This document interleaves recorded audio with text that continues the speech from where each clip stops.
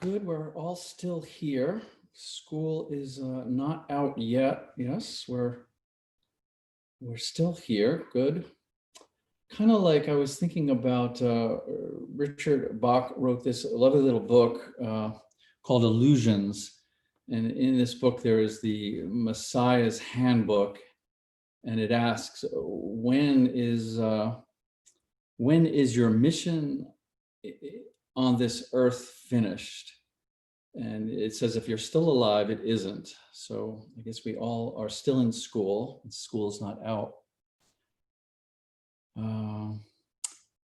And yesterday, I was very much sort of in a contemplative mood, and I'm always trying to kind of weave language into the masculine and the feminine, sort of a little more clarification or a little bit more structure to this yin and this yang energy that we're exploring in our body and mind.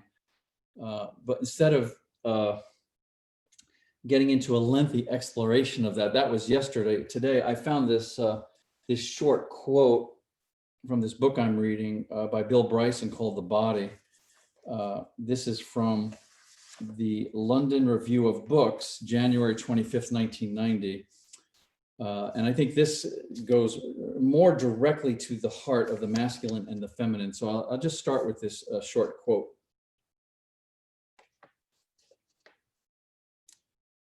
On a presidential visit to a farm, Mrs. Coolidge asked her guide how many times the rooster copulated daily.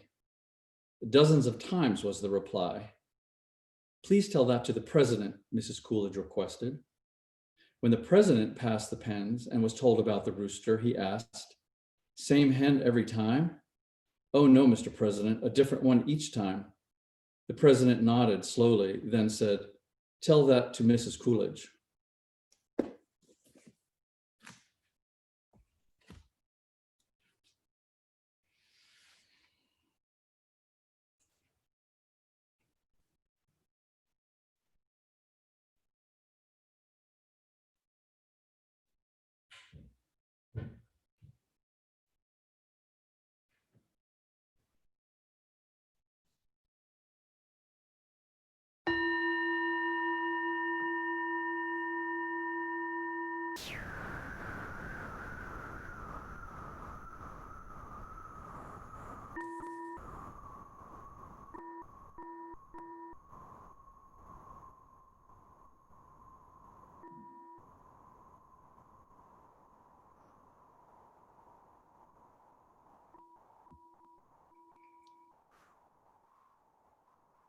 Now the awareness of yoga.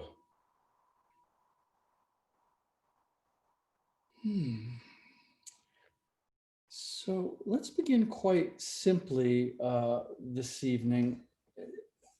Just get yourself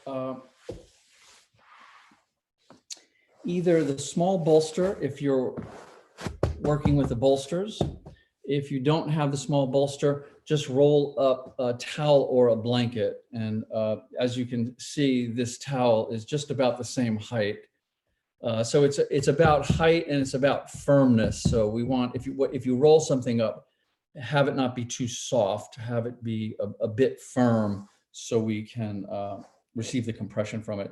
And I'll just use the towel that I have here. So very simply, we're going to try to place this right under the shoulder blades.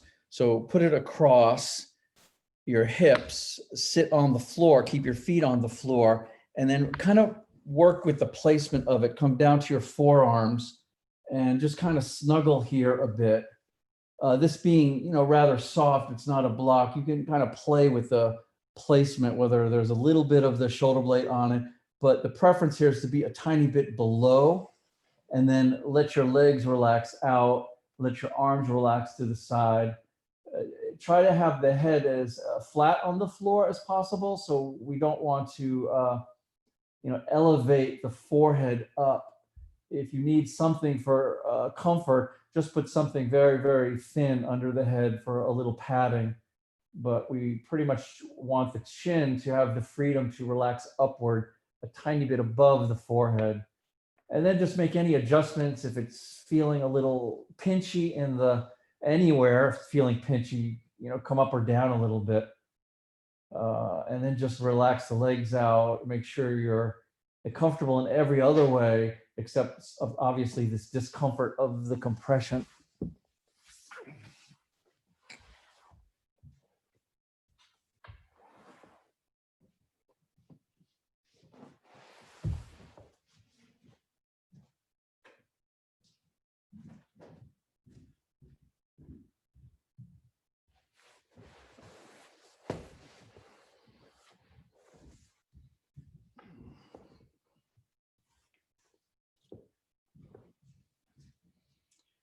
And the first thing when we enter these, slow and these postures that we commit to holding a long time, we first want to be aware of the relationship between the body itself relaxing, which in many ways is just a natural phenomenon because we're just lying with, with some support under the back.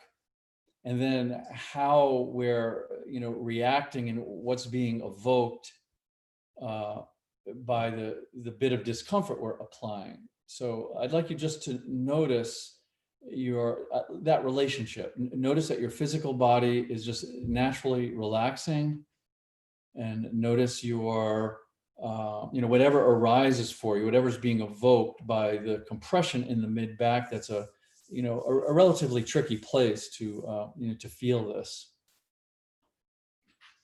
And I just say it's tricky because it's an area that we're not twisting at the midsection as we are with the upper spine and the lower spine. So it's an area that we seldom have this kind of direct access to. So take advantage of this access. Let it let it soften in and feel it, but also just feel the visceral sense of your body actually relaxing.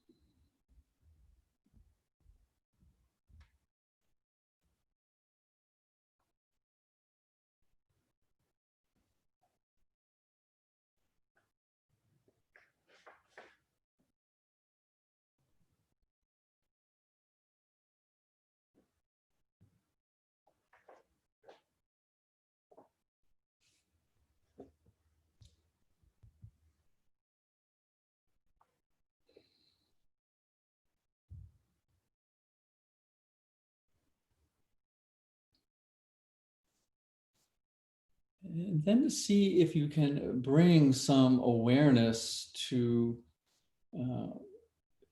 exploring relaxing your heart. And I know this is a sort of a very common thing to to invite people to do, and oftentimes it can just be bypassed because ultimately, what does it mean? We can think of the muscle of the heart, pulsing and beating. We can think of the sort of the liquid crystal matrix of the heart, the fascial container that holds it in place and separates it from other organs.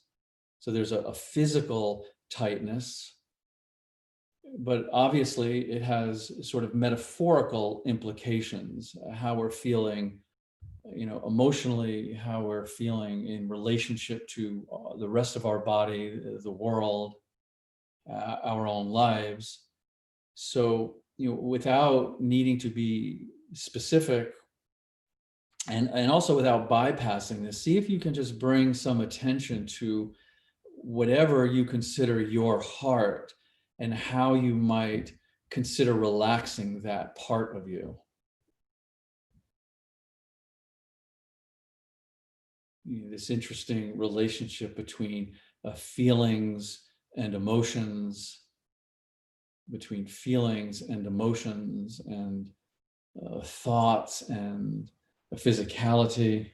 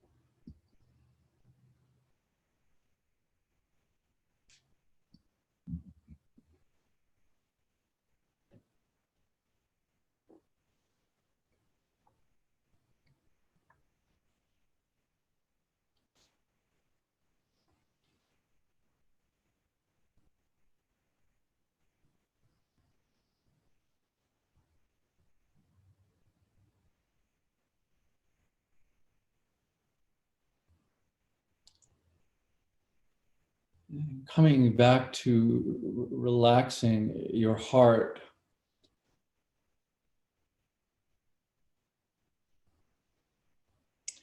So this is a lovely place to explore, where we have the opportunity in this approach to leave the domain of definitions and labels and maps and stages of developments and hierarchies and therapeutic modalities, and just allow our basic primal intuition to be present. And so this intuition is just, basically it's something, it's more an energy that we lean into. We can't necessarily find our way there. There's no technique for it, because it's beyond, if you will. Yes, and I like that. It's beyond intellectualizing. It's beyond conceptualizing. It's just a leaning into things. And the beautiful thing about the intuition is it doesn't leave any residue. It doesn't leave a trace. It doesn't leave a trail. So if we were exploring something with the intellect, if we were exploring something with the left hemisphere, we would come away with some information we could categorize, we could hypothesize about. Not so with the intuition. The intuition just allows us this knowingness, if you will. So this relaxation of the heart is also an invitation to rest, if you will, open to be present with this intuitive part of you that is, very, very important to cultivate. It's a way of listening that can be an extremely accurate and wise and powerful guide. So whatever it is that arises for you, resist the temptation to even think about it, so to say, but just lean into it. Just lean into it with this open-ended trusting of not knowing, and see how that feels.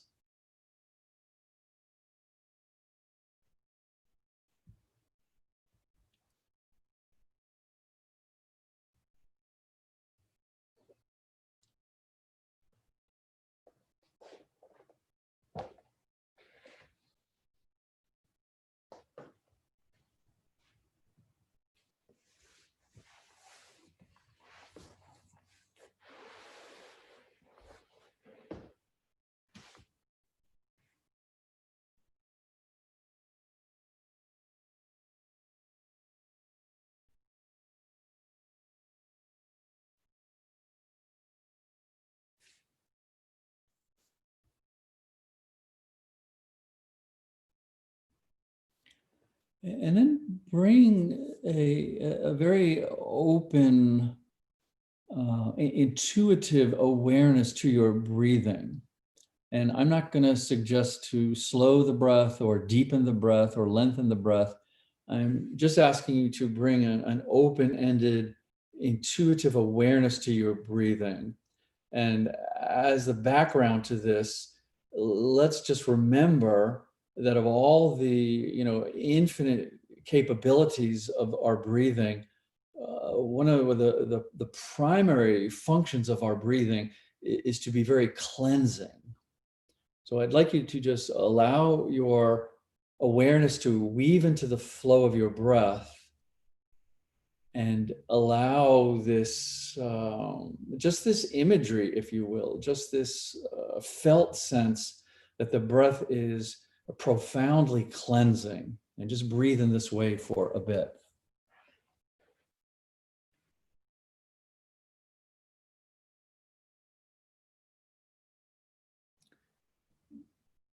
And just knowing that, the breath is capable of just almost infinite applications.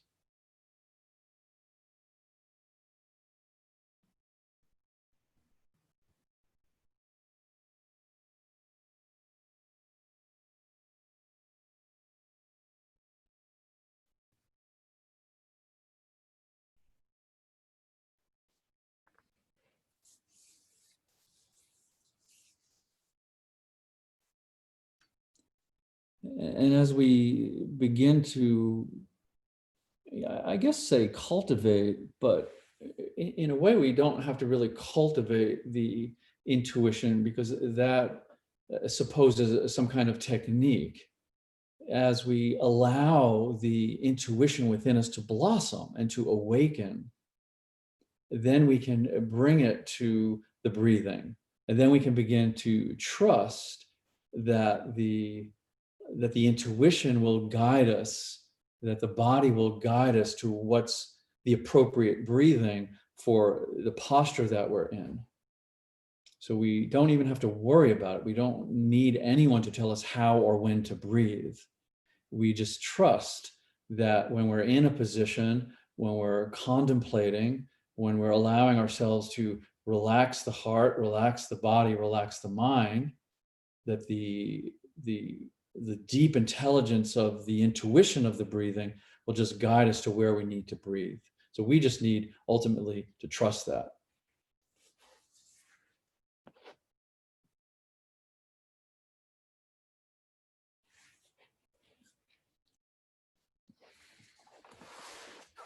So let's bend your knees now and put your feet on the floor. And the recommendation always for these longer held positions is to take your time. So with the feet on the floor, allow the knees to go to one side and roll a little bit onto the ribs. And then the same thing, the other side, let the knees go to the other side and roll a little bit to the ribs. So you're just kind of softening out of the, out of the hold, out of the compression, encouraging a bit of fluidity into the muscles. So really make sure you take your time. We always want to come out of these poses as safely as possible, obviously. And then when you feel safe to do that, then you can roll off your bolstering completely, remove it, and you can stay curled on your side if you'd like, or you could lie flat. So whatever feels good after that, that lengthy backward bend. So we'll just relax for a time after that.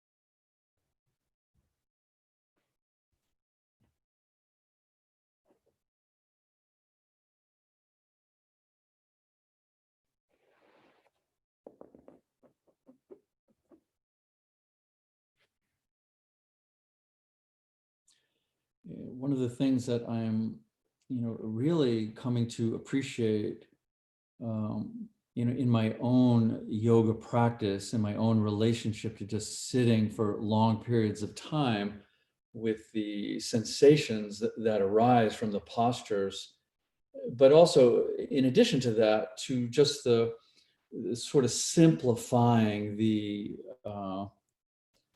study, if you will, the study of yoga, the study of reality. So what I'm really coming to appreciate that, and I think the qualities of the yin really encourage this, is that the study of reality ultimately is just the study of our direct experience, starting to appreciate the primacy of direct experience and what that means to be just simply present and grounded with all of our life, moment to moment. Because especially in this time when initially I think there was maybe some hope, at least from my end, or some expectation that things would slow down, that people would take this opportunity to become more yin-like, to appreciate the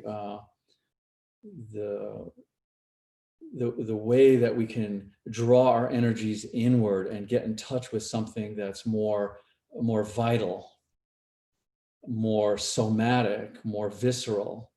It doesn't seem to me like that's happening.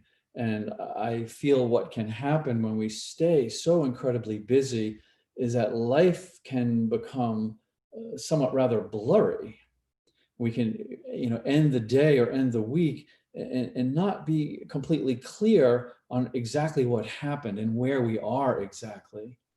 So I do believe that the yoga, at least this slower approach to yoga, to reality, to awareness, is an invitation to the primacy of direct experience, and to really be able to slow down and sharpen our focus and listen carefully and breathe deeply and see that, if we look carefully, we cannot really find anything other than our direct experience. So why not start to cultivate a relationship with that gets to teach us something, that allows us to slow down and feel just the texture and the quality and the beauty and the intelligence of life itself. So the yoga is really just a calling. It's an invitation to this direct experience and how primary it really actually is. And it's interesting how we can go looking for it, how we want more information about it, more videos or teachers or books, but it's always right in front of us, closer than our breath, or it is our breath. Okay, so let's come on up, please, and get out your big bolster if you have one. If you don't have one, use some pillows. So I got these new pillows. I've really been interested in exploring different pillows, since now I know a percentage of you are not using bolsters.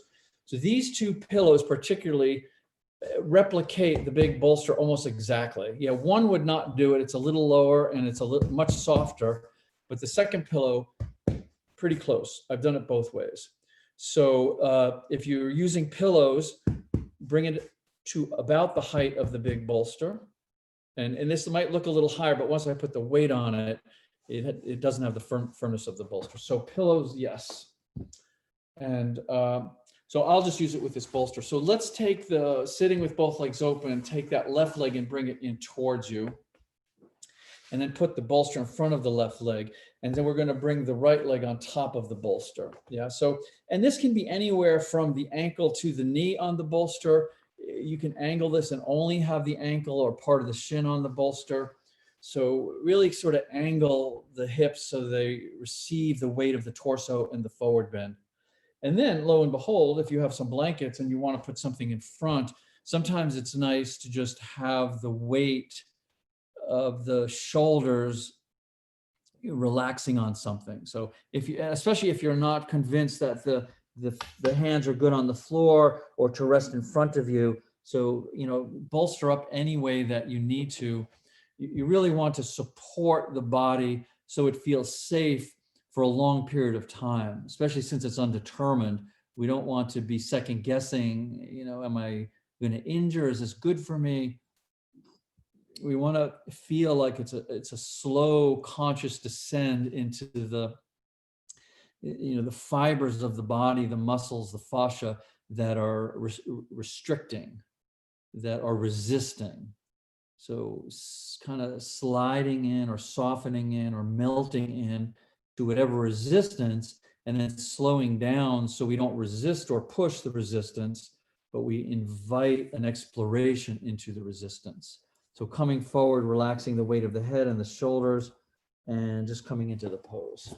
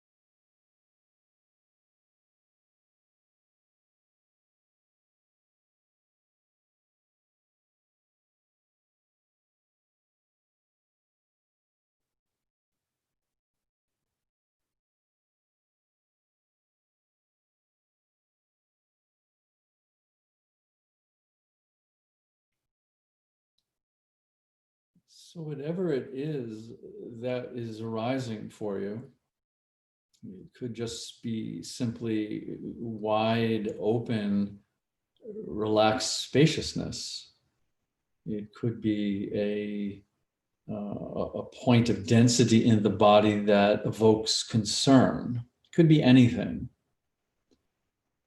So whatever is arising, moment to moment, two things. See if you can remain somewhat present and grounded with it.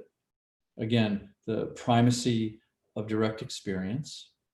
And see if you can lean into it without needing to hold on to anything, without getting anything back from it, without getting a diagnosis back. So you're intuitively leaning into whatever is evoked and allowing it to not leave a trail, to not leave a trace. It's just a residue that is allowed to dissipate and dissolve and just float away. And this way, what we're able to do, which is such a beautiful part of this practice, is we're able to start to see the interrelationship between what we call mind, what we call body, what we call sensation, what we call feeling, what we call emotion, and see not only the initial feeling that there's an interrelationship, but how they also intermingle. And at deeper states of relaxation and surrendering, there is no difference. It just becomes this, this beautiful energy of aliveness.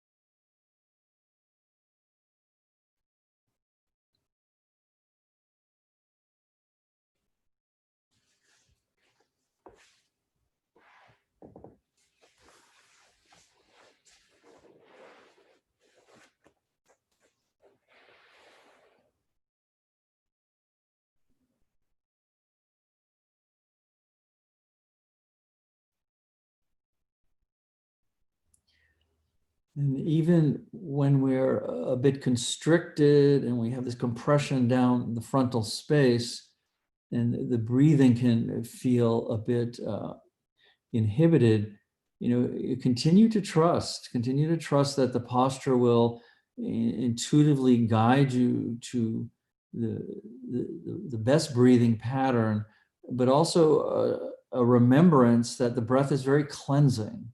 And we want to feel and appreciate and trust the cleansing aspect of our breathing. So we want to make sure that we're including the awareness of the exhalation. So we're emptying out as well as filling up.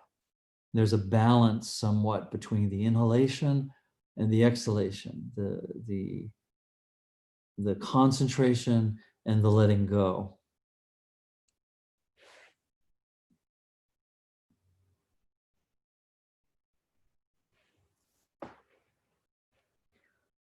Good. So let's come on up from here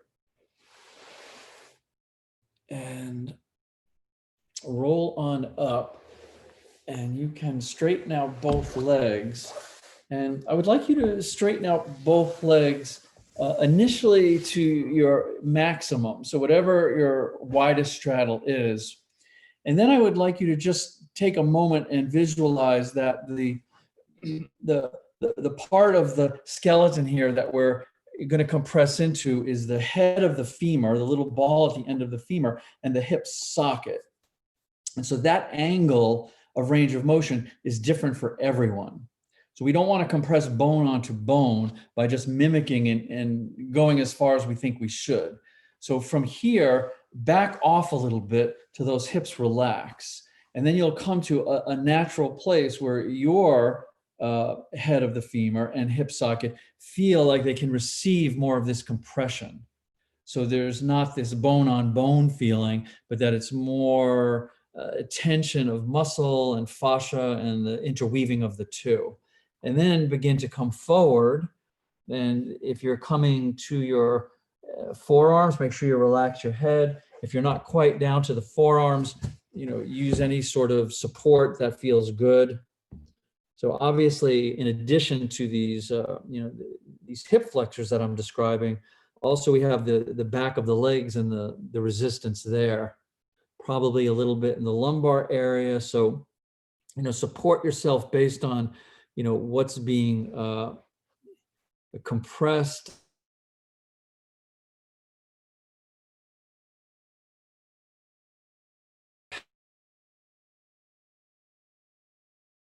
And so what we're experiencing is really the ideal posture, letting the body be relaxed, letting the mind be calm, and letting the intuition of the heart reverberate throughout your body.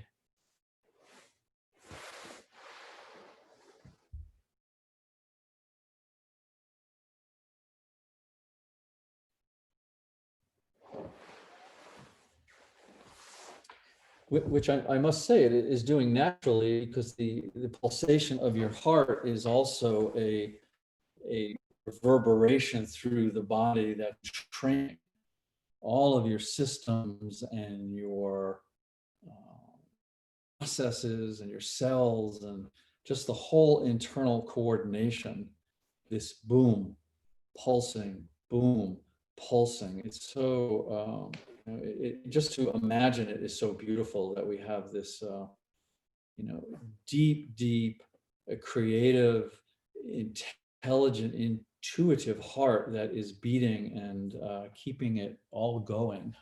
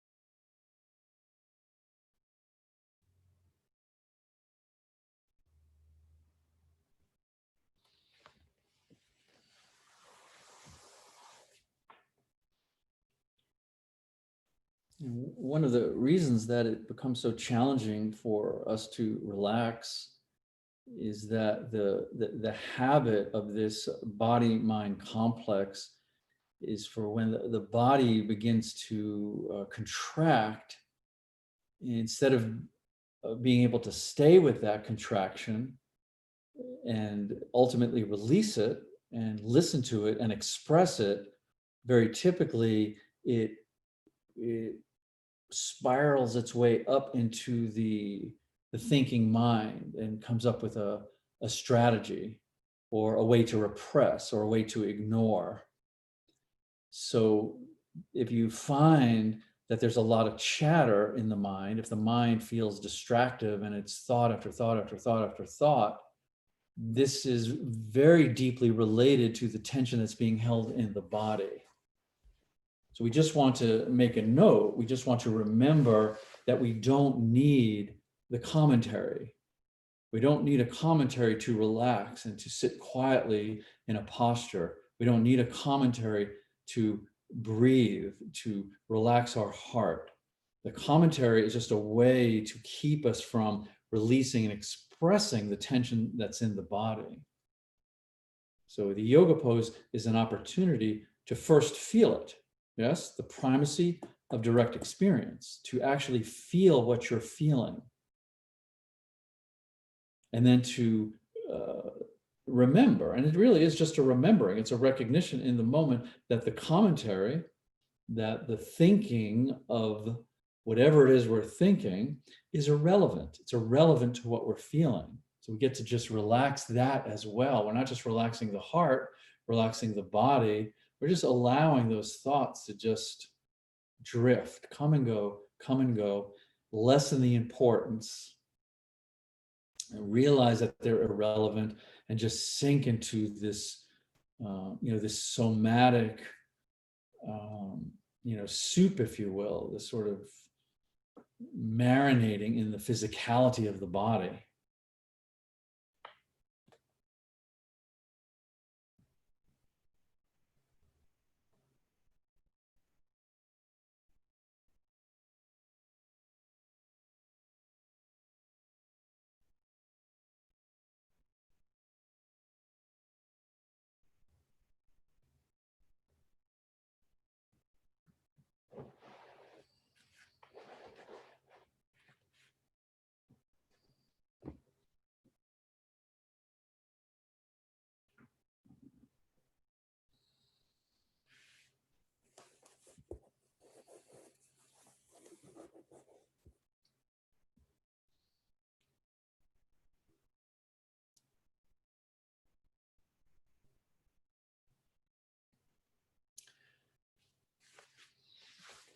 So let's come on up from here.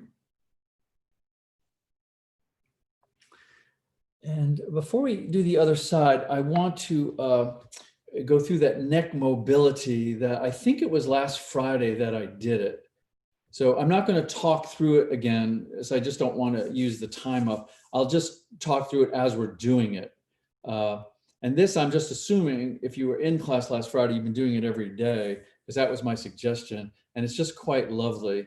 So maybe get a little bit more of it today. But this is just one of those things that it takes 3 minutes to do if you do each one for 30 seconds.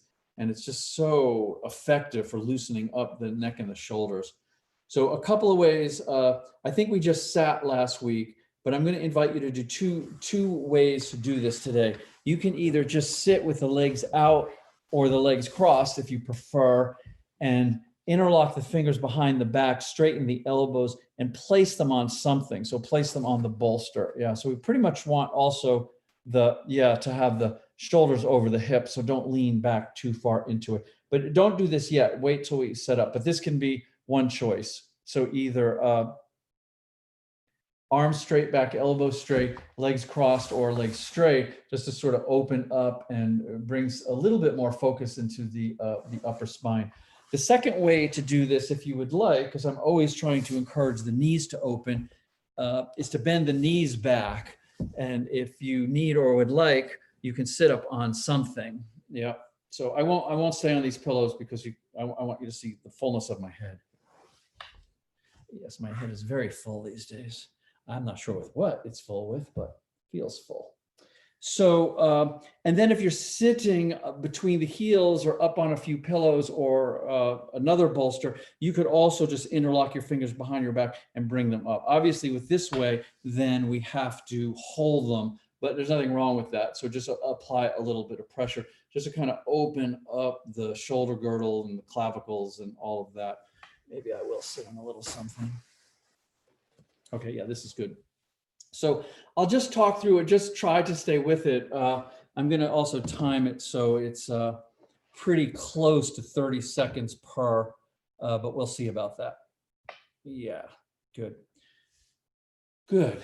So again, with this, like any yoga position that we do in this approach, we're just kind of leaning into the discomfort. So you don't have to follow my rhythm. If you come to something uncomfortable, you can slow down a little bit, go a little quicker, a little bit slower. It's just the combination of the motion and the fact that this is addressing all the different angles of range of motion of the upper spine that makes it so effective.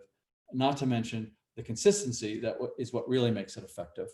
Okay, so the first thing we're going to do is just keep the bottom of the chin parallel to the floor and head side to side. So it's the chin going towards the left, the right shoulder, back and forth. Very, very simple. Good. So you can place your arms in the position now. Yeah. And level the chin, keep the spine nice and straight and relaxed. And then let's begin. So just back and forth, chin over the shoulder, slow down if it gets uncomfortable and lean into it. Nothing complicated. Just be careful. You don't go too deep or too quickly. And like I said, you can certainly go slower or even a little quicker if you like, but not too much quicker. So I'm going fairly quick here. So a couple more, back and forth, back and forth, back and forth, and good. And bring your head back to straight.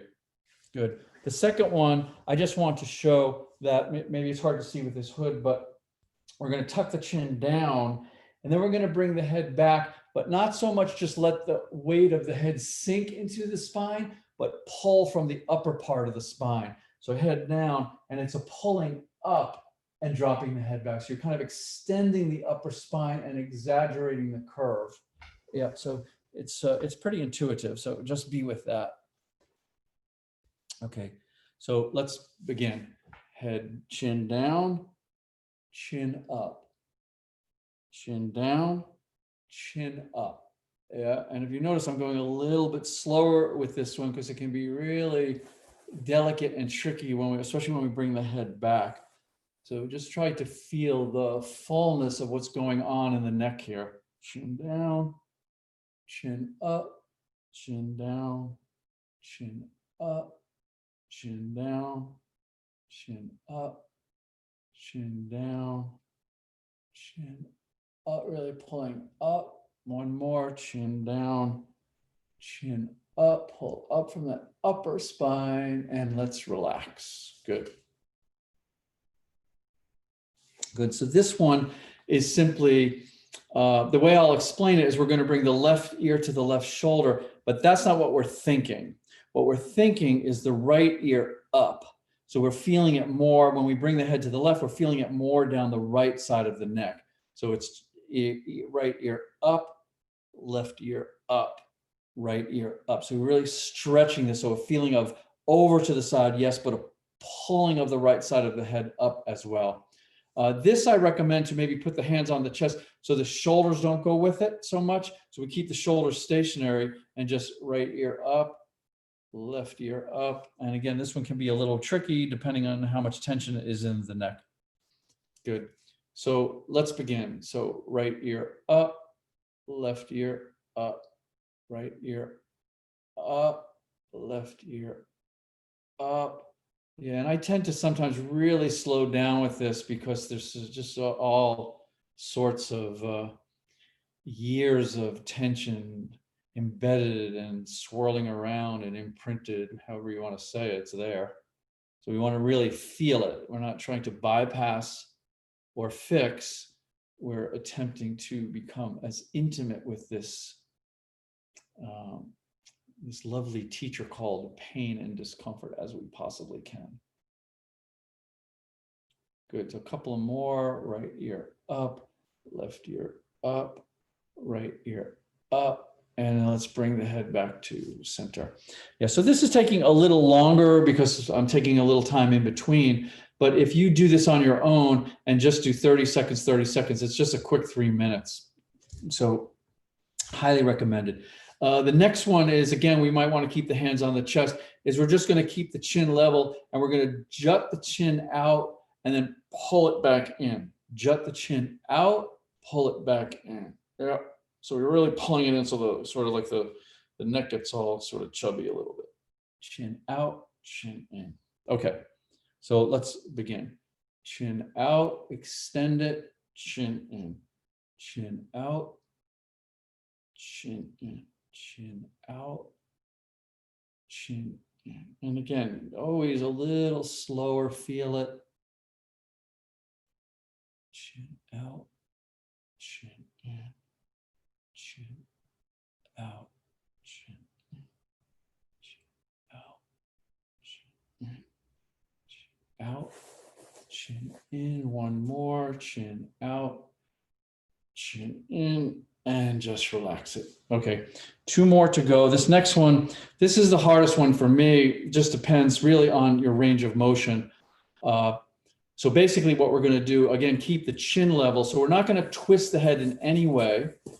Hands will be on the chest, and we're just going to attempt to bring the head to the side. See, I'm even twisting a little bit there because this is so challenging for me. Head to the right, head to the left, head to the right, head to the left. See, my shoulders are moving and they shouldn't be. It's okay though. I can kind of feel it's getting a little easier, but see, my whole body wants to swing. It's just bringing the head in an isolated way to the left side, bringing the head isolated way to the right side. I should just skip this one, but this is the one I need the most. Okay, so let's do that. Head to the left, head to the right, head to the left, head to the right, head to the left, head to the right, head to the left, head to the right, to the left, and just slow it down, the right, feel it, even if it's very, very subtle, just stay with what you're feeling.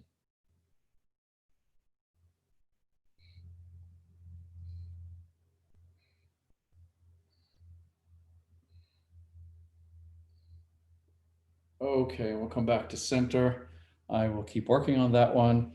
And then the last one is going back to right ear up. So it's left ear to left shoulder, but we're thinking right ear up to extend down the right side of the neck. And then we'll drop the chin and do only a half circle and then bring the left ear up. Drop the chin to a half circle, right ear up. Yep, good. So let's do that. Right ear up, drop the chin, half circle, left ear up, drop the chin, half circle, right ear up, drop the chin, half circle, left ear up, drop the chin, half circle, right ear up, drop the chin, half circle, left ear up, drop the chin, half circle. Let's do a couple more. Right ear up, drop the chin, half circle, left ear up, drop the chin, half circle, left ear up, and then just bring the spine back to straight.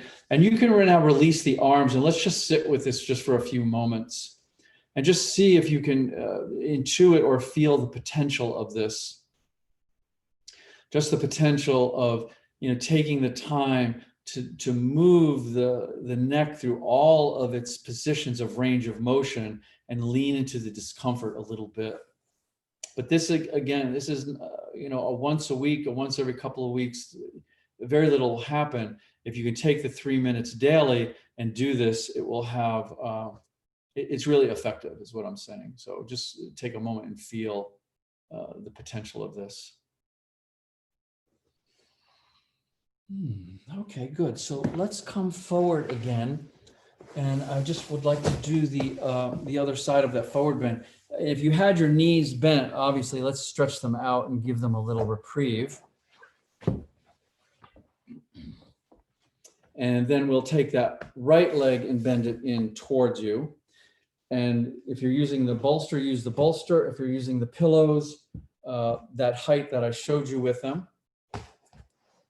And this time we'll take that left leg and place it up on the bolstering. Yep. So just pretty much the same. It's a little, the thing with the pillows is sometimes they sort of adjust on their own or something, and they're not, there's a little bit of sliding. So you have to kind of work with it. So that's why this practice lends itself to the bolster so well. And then again, the forward bend.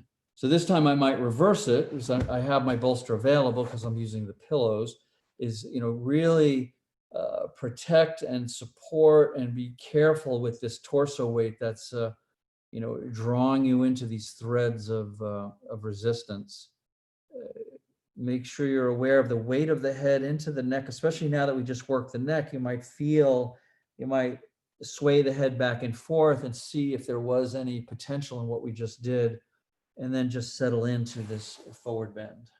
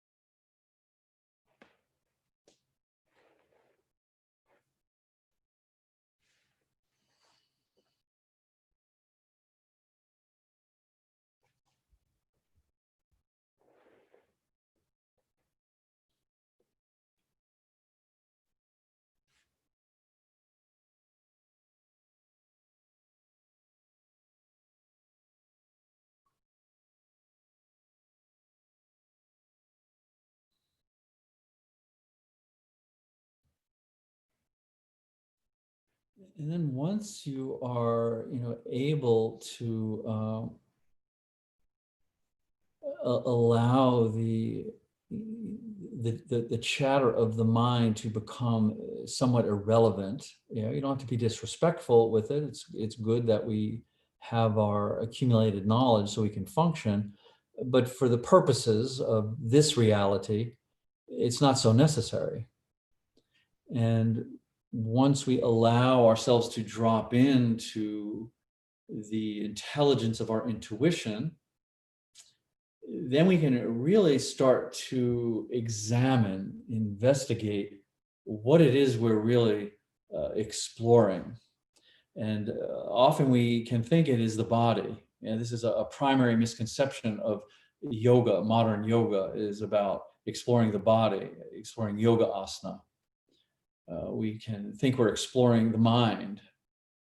Another common misconception that yoga is about the study of the mind, the study of the heart.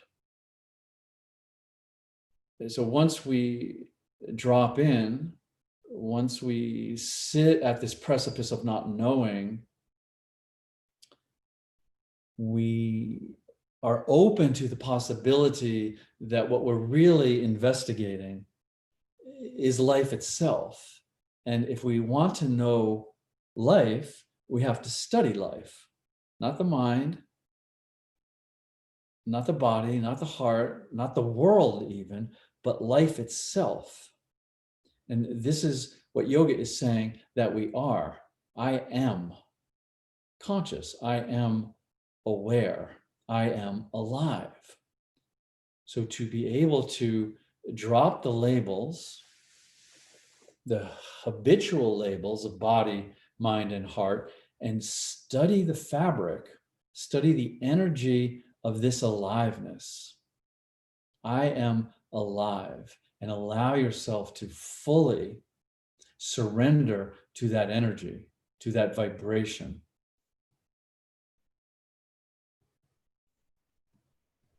And then we get to see that life is that which is alive. That's what we are.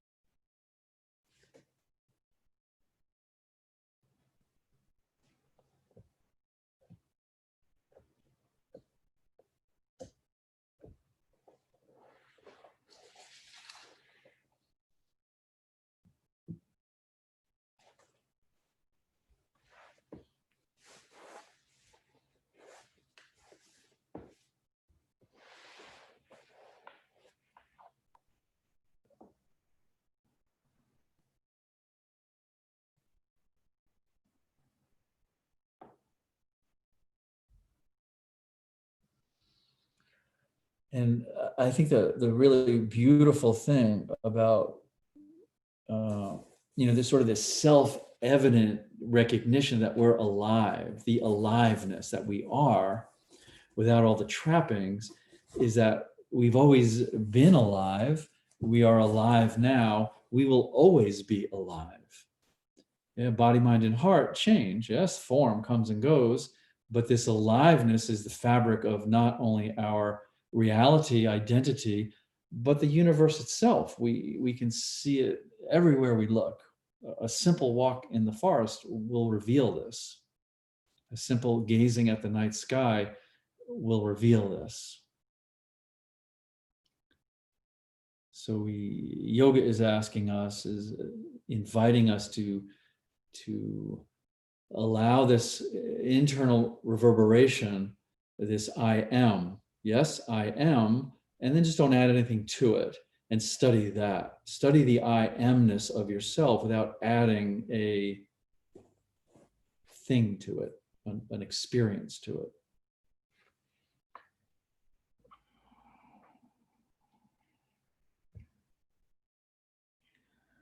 Good. So let's come on up from here. And let's open the legs out. And same thing, we're gonna just come into a straddle position. And my suggestion before was to go to your range of motion and then back off as much as you need to to find that angle that's unique to your skeleton. And then once you found that, begin to come forward.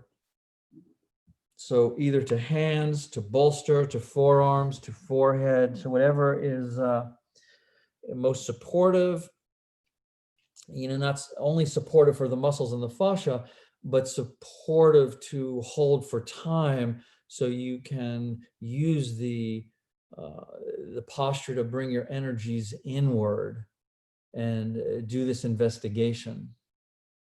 Do this investigation of the essential nature of your aliveness.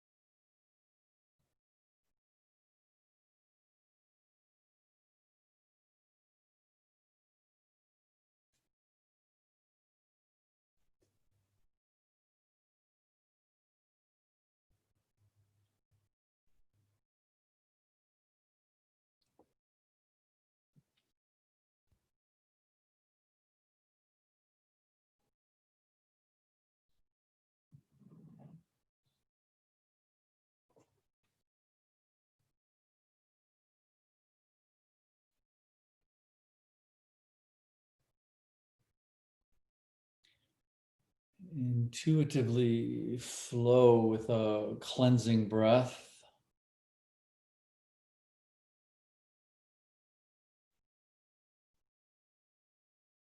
Let any resistance of your heart, no matter how hidden that resistance may be, allow it to relax. Sometimes it's just a little tiny corner of the heart that's holding something. We don't have to fix it. We just let it relax.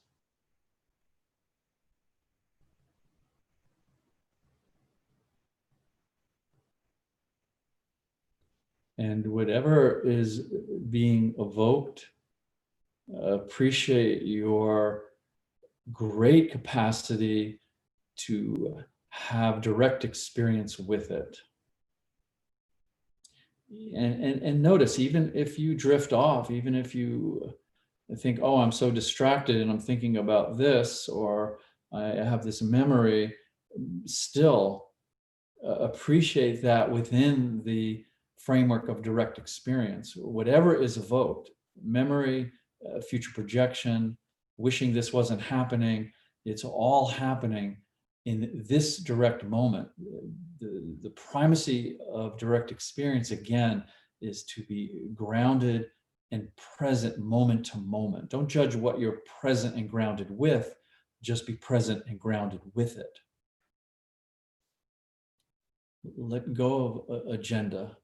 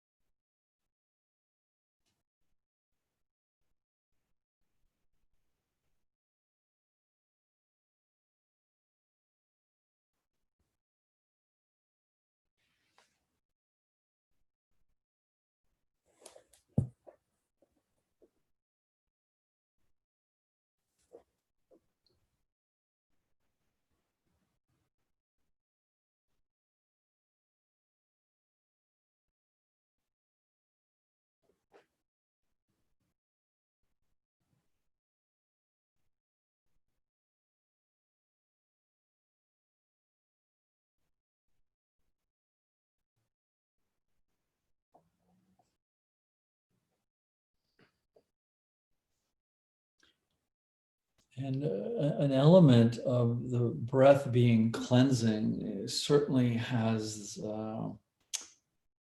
has a relationship to it also allowing us to lighten a bit, to feel more rhythmic. So if the breath is just a mechanical in and out and in and out and gets stuck in various parts of the upper body, that's not very lightening. It's not very rhythmic, and it's also not very cleansing. So we want to feel that this breath has an essence, and the essence is cleansing, it's lightening, and it's rhythmic. And we can feel this. This is such a beautiful aspect of ourselves to explore, to just feel the essential nature of your breath, the gift of your breath that is synonymous with this aliveness, or at least very, very close.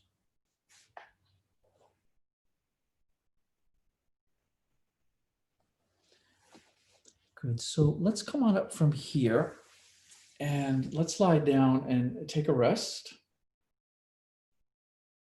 So make yourself comfortable. We'll take a little longer rest after all of that forward bending and neck mobility.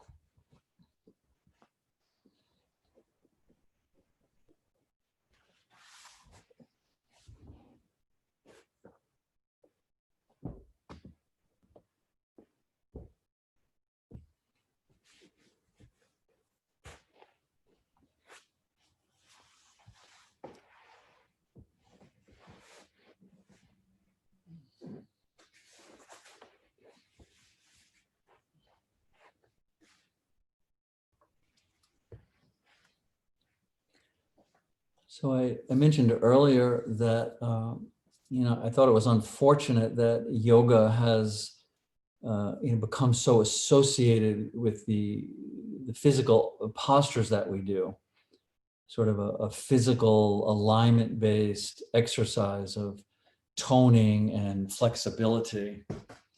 So the reason I think that's unfortunate is, well, many reasons, but I think the primary reason is that ultimately and initially, the history of yoga, the roots of yoga, if you will, and I hope why it has endured is that yoga really is a search for the truth, a search for the truth of who we really and truly are, beyond the masquerades of the personas and the ego projections. And so the beautiful thing about this and how it really merges into the practice of slowing down and becoming sensitive and aware and respectful of our discomfort is that if we don't search for truth, if you don't search for truth, the truth will search for you. And the way that it manifests, the way that the truth finds you is through suffering.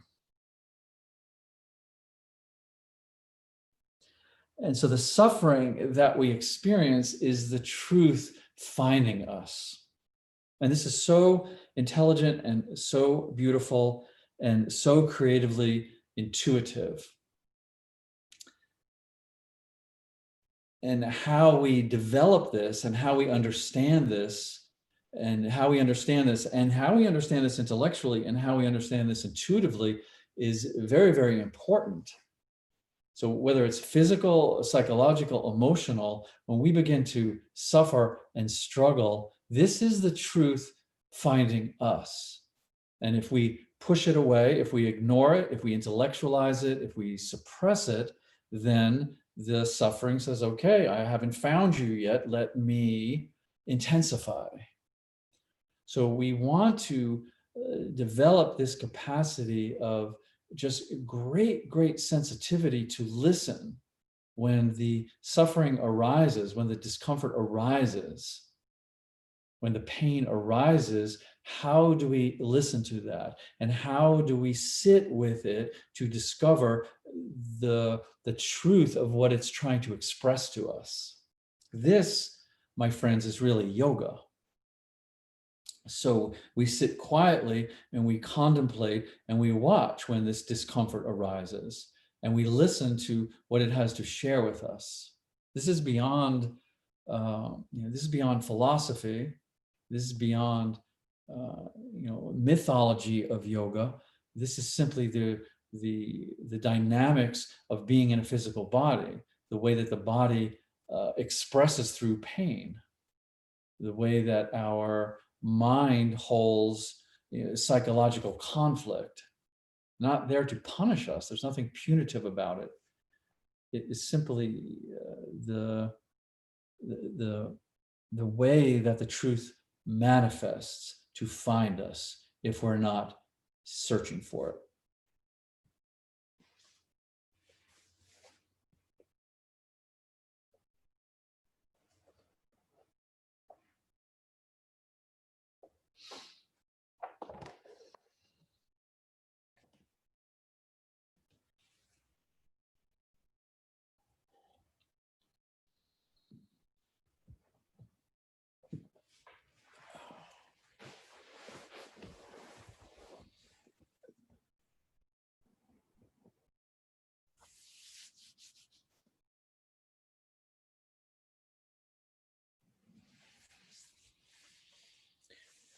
Okay, so let's come on up.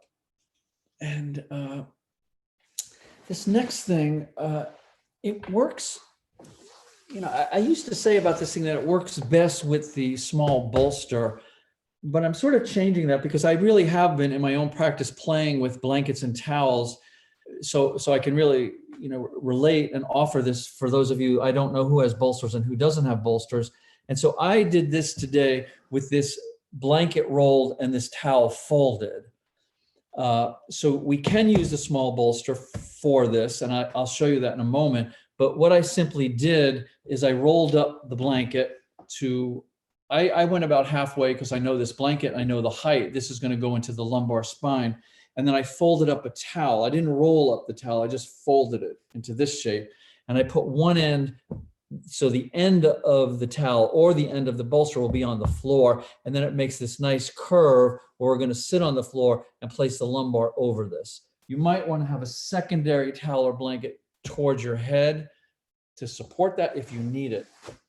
So what we'll do is we'll sit on this configuration. So if you're using the small bolster, same thing. The end of it goes on the floor, and then this will be where the lumbar curve is compressed and supported, hopefully. Good. So I'll just explain it with this. So sit on the floor, tuck it all in. Yeah. And again, so the end is here. So you can see, I'm going to just put this lumbar curve right over this.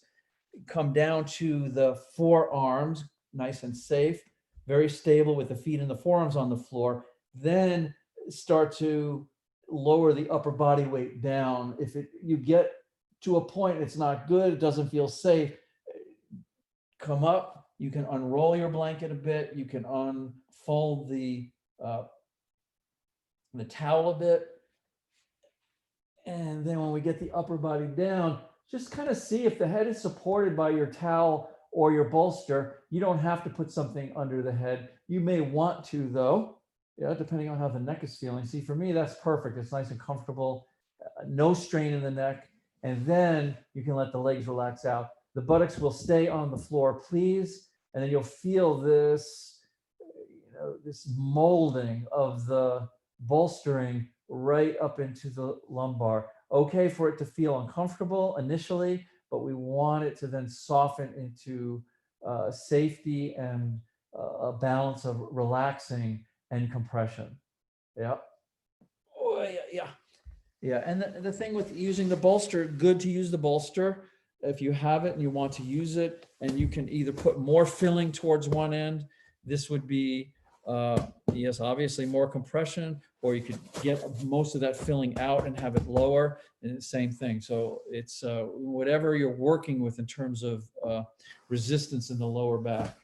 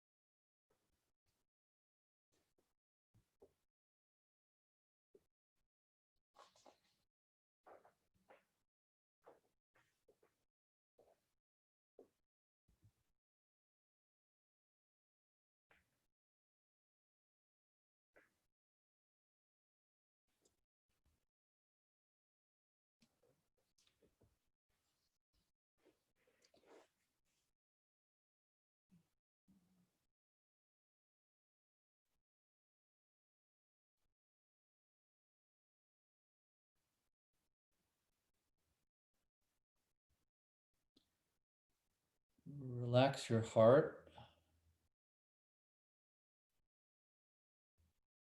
And this can be in any way that you imagine or visualize your heart to be.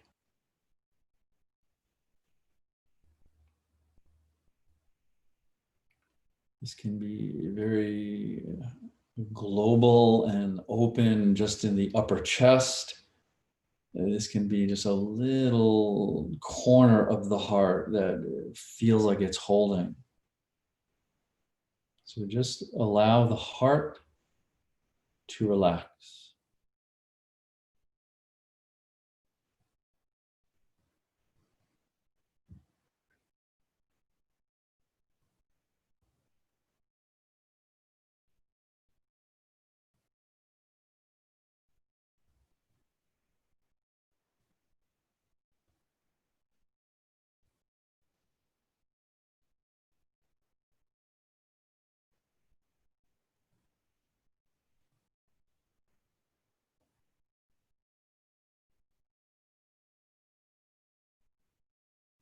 Allowing yourself to feel very patient with this physical process. Yes, we're never wanting to rush this process or force this process or have a goal with this process. So we want the body to progressively relax and almost to forget it, that we're in a yoga position, and just let the body, just reveal itself naturally. So if you find that's not the case and you're concerned, you don't feel quite safe, or just the tension is just distracting, always feel free to rearrange. Always feel free to withdraw and use these positions as a template of suggestion. But just as important as the compression and the superficial geometry of the body is your willingness to let the body relax into it. And again, oftentimes it takes great patience and great sensitivity.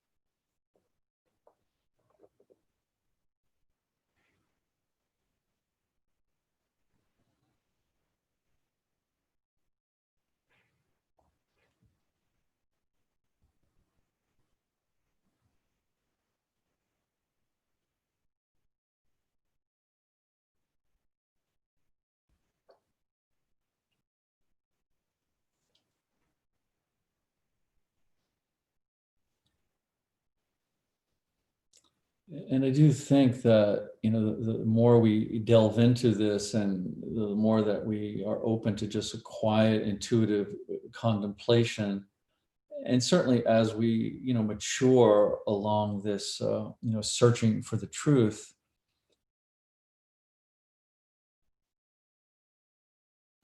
I think, just naturally begin to see that we're not exploring anything, we're not investigating anything in isolation. So when we are invited to relax our heart, or we're invited to relax whatever is being held or restricted or evoked in this felt sense, maybe even this emotional sense of ourself, this is never divorced or separate from our thoughts. So it's a lovely inquiry, it's just a lovely contemplation that is the thought the origin of the feeling, or is the feeling the origin of the thought? And we just get to observe this. We don't have to answer it. We don't want to answer it. But very often a thought, a repetitive thought, a compulsive thought, a historical thought will trigger certain feelings. Yes. So we want to be very careful that we don't investigate these thoughts in order to get rid of them. If you're doing this, if there's a thought that's uncomfortable or unnecessary or distracting or fearful, and you're investigating the thought to get rid of it, good luck. It's not going to happen.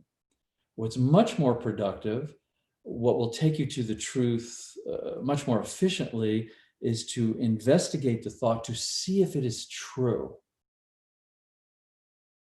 And once we start to relax into that, once we start to investigate a thought to see if it is true, and if we find that it's not true, its willingness to dissipate, our willingness to let go of it, is much greater. So this is part of the inquiry. The part of the inquiry is to step back, to be able to observe who is it that is doing this witnessing. And we can sit back from a very natural place. We just sit back as the witness, as the observer, as the I am. And we can see this interrelation. Is that thought originate that feeling? Is that feeling originating that thought? Then we have the opportunity, based on what's arising, to investigate the truth or not of the thought. We don't have to do anything to get rid of it. It's a natural process. Just like a sensation of discomfort, we investigate it as it is. It's there as something to share with us.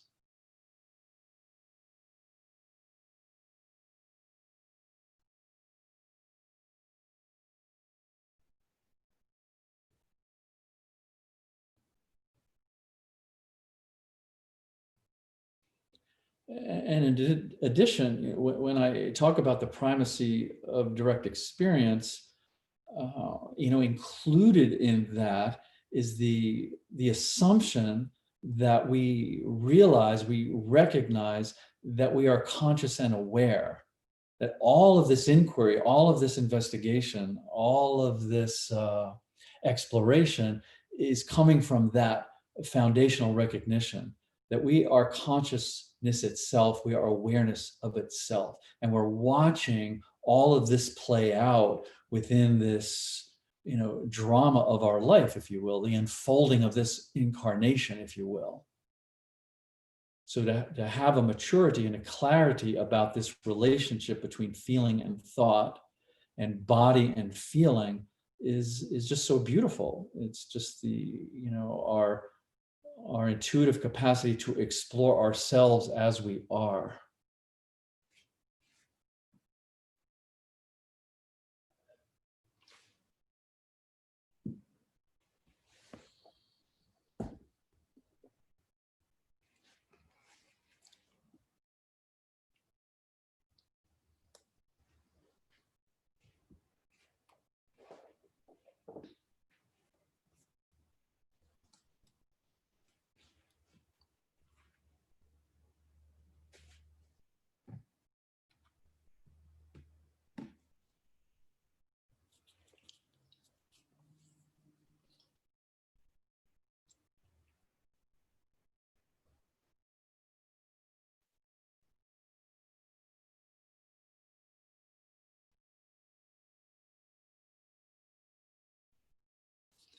And then if you really want to make your mind uncomfortable, then you can take all of this and investigate whether your most cherished belief systems are true or not.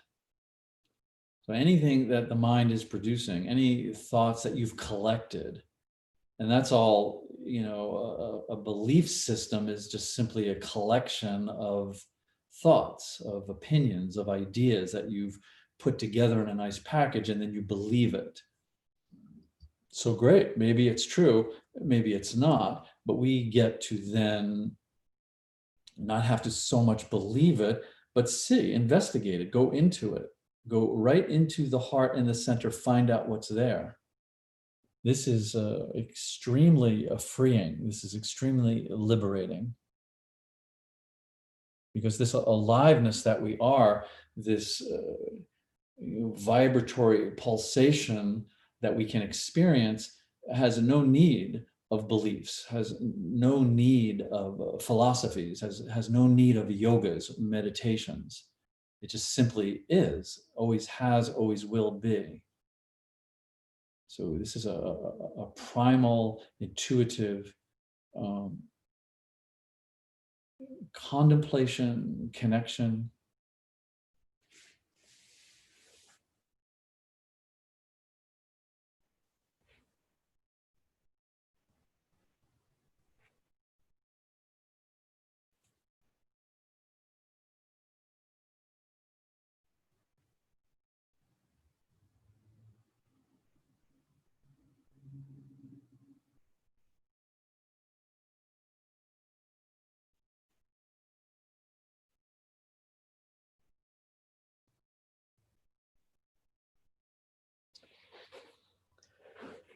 So again, let's slow this down and have a little movement. So bend your knees and put your feet on the floor, and try not to be in a hurry to come out of this, but just let your knees start to go side to side, just very slowly. So a little bit of a reclining twist, not too deep.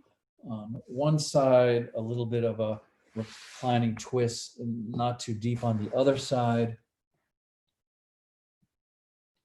The other thing that you can do, if you would like, is keep the feet on the floor, the knees straight, so not side to side, and just slowly press your pelvis up and then slowly release it back down.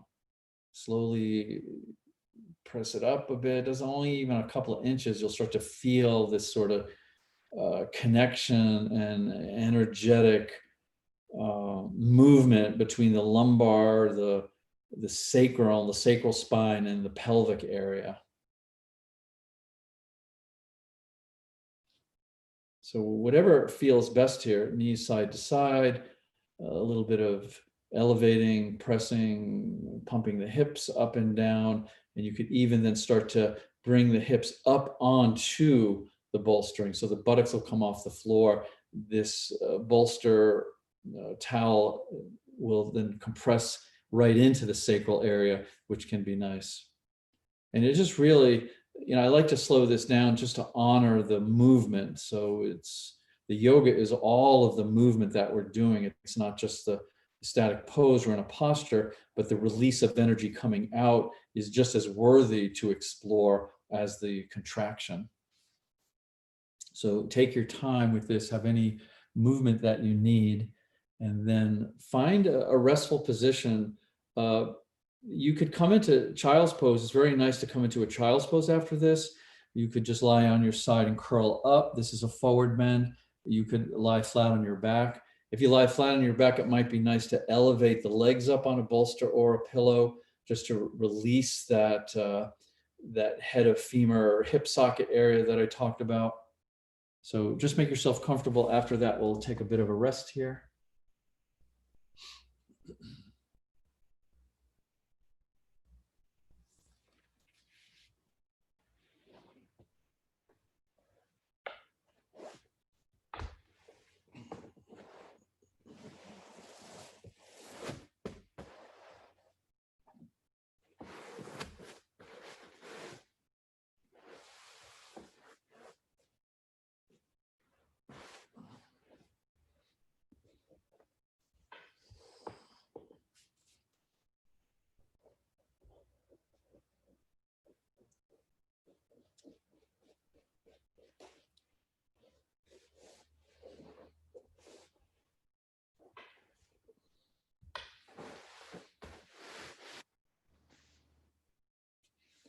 And, I'm not sure, I can't remember where this is from. I think it's from the Upanishads, but I'm just not sure. It's all these scriptures are quite jumbled to me these days. But what I'm talking about, there's a part in one of the scriptures that says anything that is not consistent with your direct experience for any reason at some point will become an obstacle. And so this is physical practice, psychological practice, spiritual practice, emotional practice. So the idea being that if we just superimpose or layer on beliefs and ideas and opinions and hopes and dreams, and we just hold those, at some point they will be an obstacle. This is what I was saying earlier, to our search for the truth. Then the truth will search for us. So this is something to contemplate, that anything, for any reason, that is not consistent with our firsthand experience at some point will become a barrier to our growth and our understanding and ultimately our awakening. And that's beautiful. It's beautiful to contemplate that and begin to trust that intuitively, because it frees us up then to explore anything, however it appears to us, and then weave it into our firsthand experience. Something, yes, we want to explore and take deeper and adopt, or something that's no longer relevant and we want to let go of.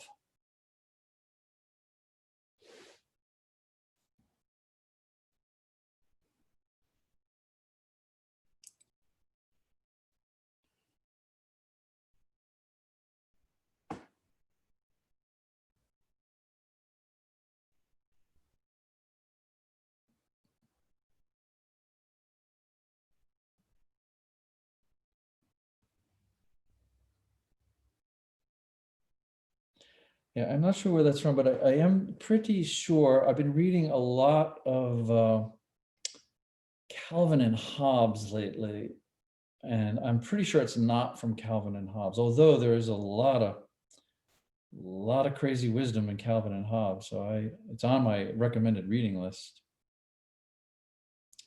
But I don't think that quote is from either Calvin or Hobbes. Could be wrong though. Okay, let's come on up, please. And for this, you can either use a nice rolled up blanket or you can use a small bolster. Either one. I'm going to use the blanket. You could even use the big bolster or something even a little higher. The main thing here is to just support under the knees. So at about the width of the roll blanket or about the width of the small bolster. So just to come back to a little different than we did earlier, coming forward at the wider angle of the straddle.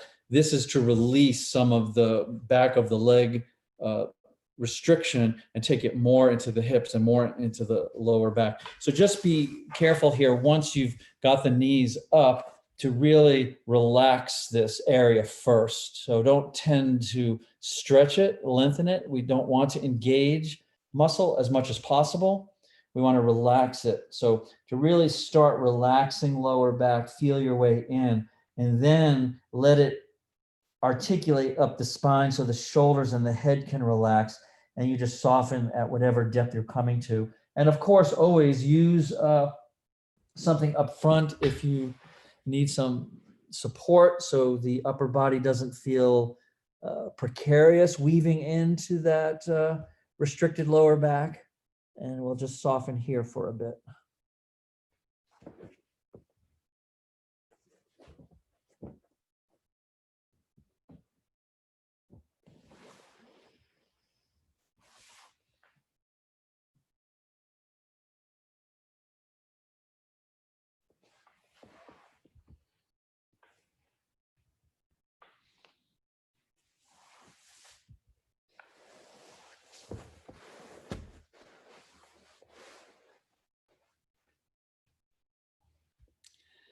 And I also think, just let me emphasize, very important to adopt this idea that anything that's not consistent with your experience will become an obstacle, especially at the level of this physical practice. So always to check in, during and after the pose, after the practice, to see, is this beneficial for your body? Is this opening your body up? Are you feeling more fluid and flowing? Are you feeling more relaxed and more connected? Are you feeling healthier and more youthful even?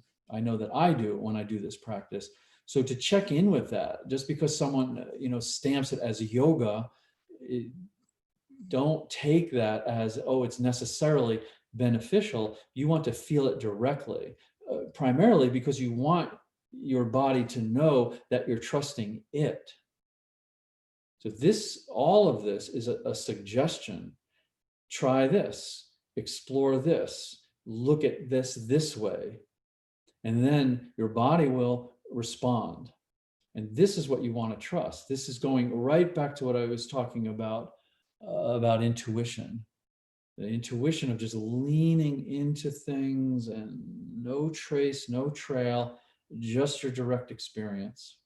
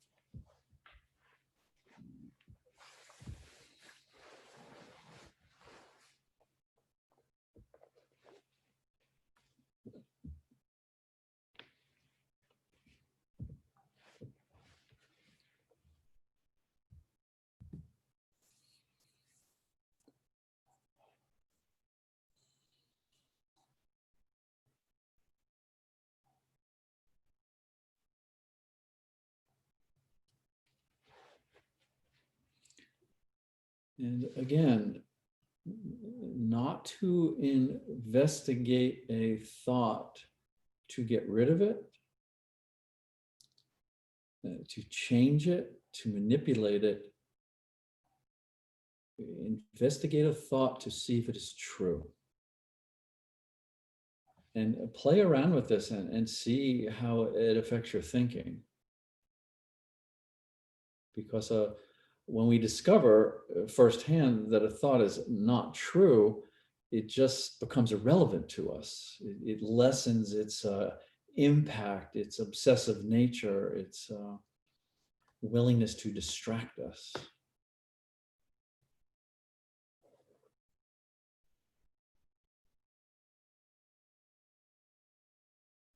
And then we just take the thoughts and the feelings and the bodily sensations and just join them to the breath and allow your breath to be cleansing and lightening and rhythmic.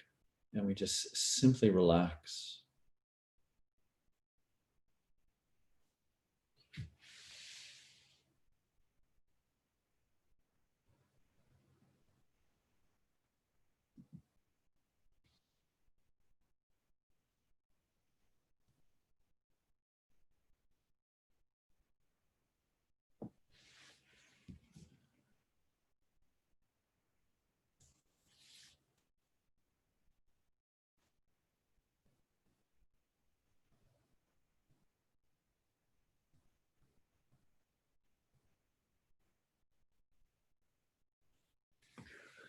Good. So let's come on up from here, please.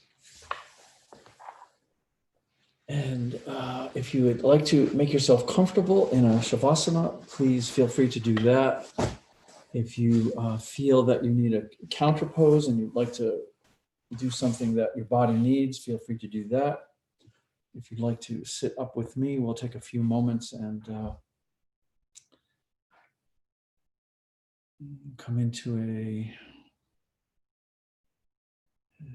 quiet place of just simply noticing and relaxing into still and silent energy.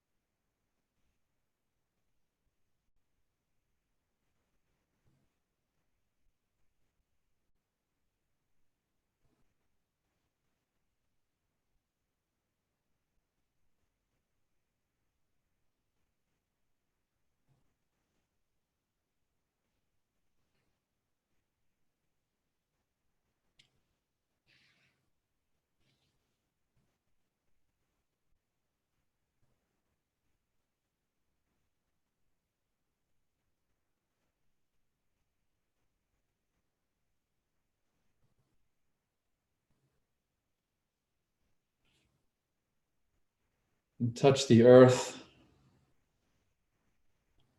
honor the sky, bless the water.